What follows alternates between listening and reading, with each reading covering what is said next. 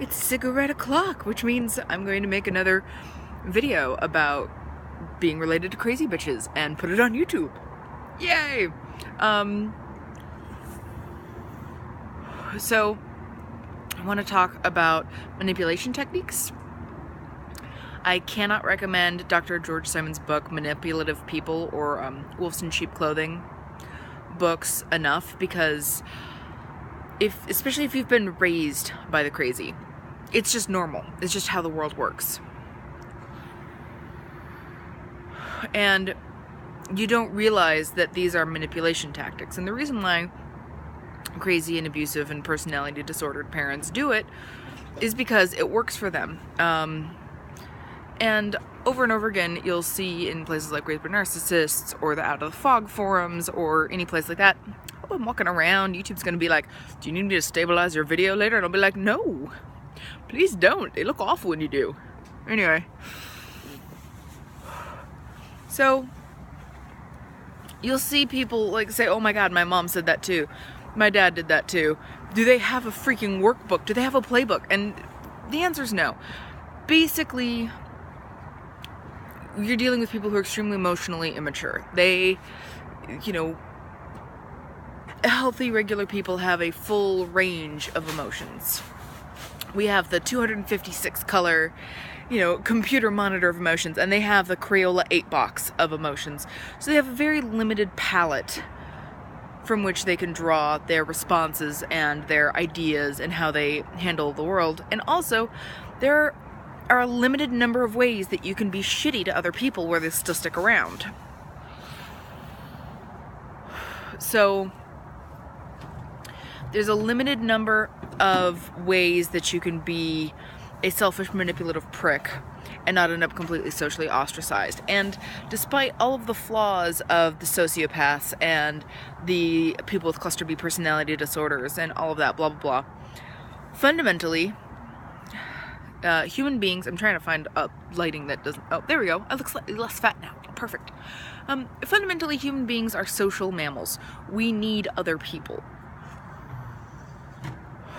Even if you're super introverted, anytime you run across somebody who's really super introverted and they're a hermity, there's some sort of trauma in their background. I mean, people aren't naturally hermits. Dogs aren't dogs are pack animals too. You don't see monkeys in the wild. Lone wolves lead sad lives. They're always trying to join packs. And they die a lot faster. And they tend to have nastier deaths than wolves in packs because they're social mammals. We need community. So no matter how fucked up your abuser is, on some level, they want other people. They want other people to be around. They want the, status and connection, however they understand that. And sometimes that's really warped with sociopaths and people with various cluster B personality disorders. Connection is one way for someone with, say, histrionic personality disorder. It's you paying attention to them. They don't recognize that, it's a two-way connection. They just don't see that part. So for somebody to keep you in the loop and to keep you connected and to keep running you around, there's only a limited number of patterns that they can run you through that are actually functional. And most people who are manipulative like this learn, for when they're knee-high to a grasshopper from another manipulative a-hole.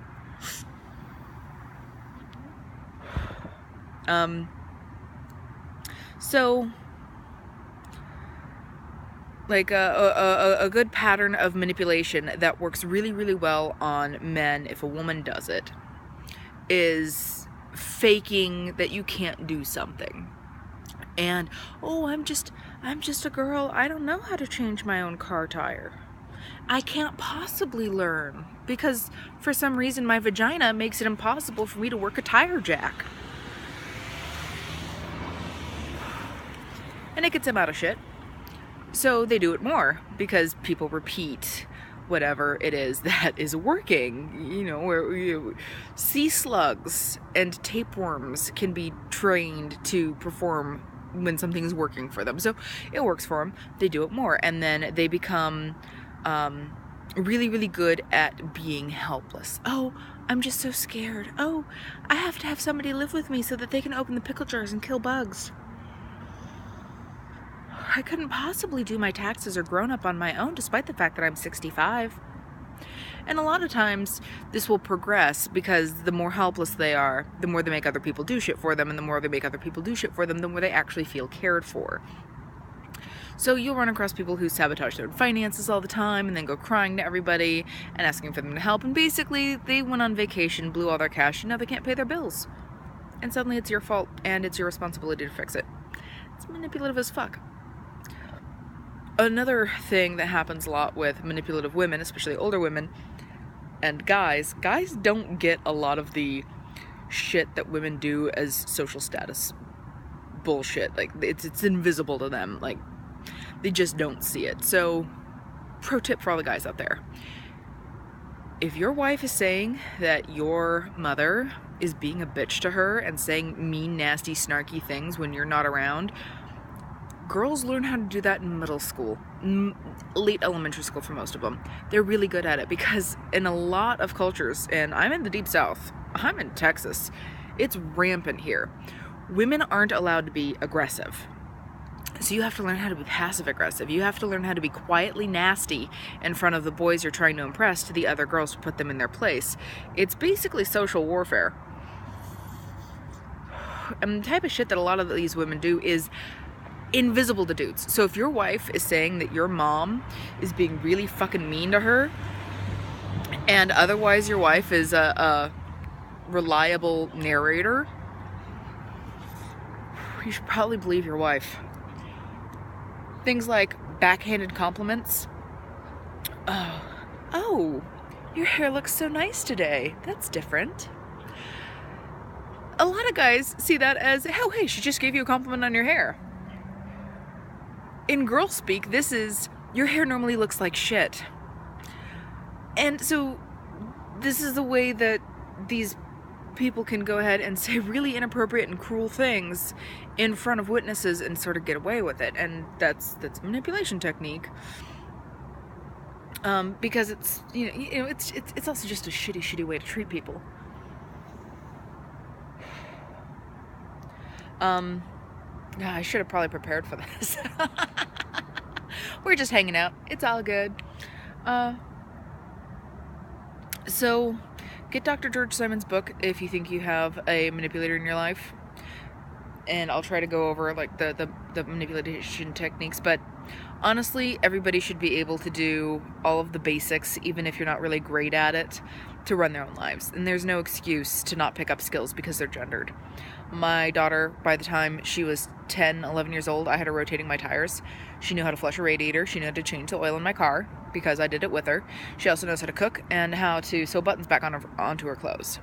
And, boys need to learn how to cook and they need to know how to do their own laundry.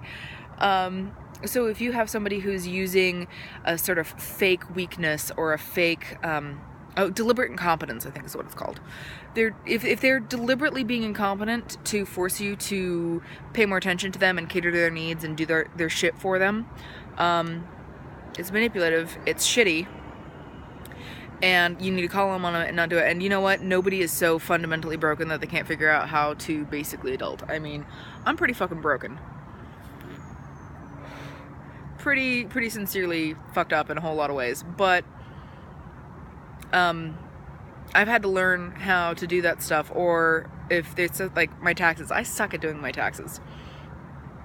My wife loves doing paperwork, so she does it for me. But you know what? If she passed away, or if for whatever reason we weren't together, I could learn how to do my taxes, or I could take them down to H&R Block. That's all there is to do about that. So, feigned incompetence and deliberate incompetence is no reason for you to drop your life so that you can go and fix somebody else's. Well, I'm out of cigarette. So, that's it for tonight. I'll see y'all later. Bye.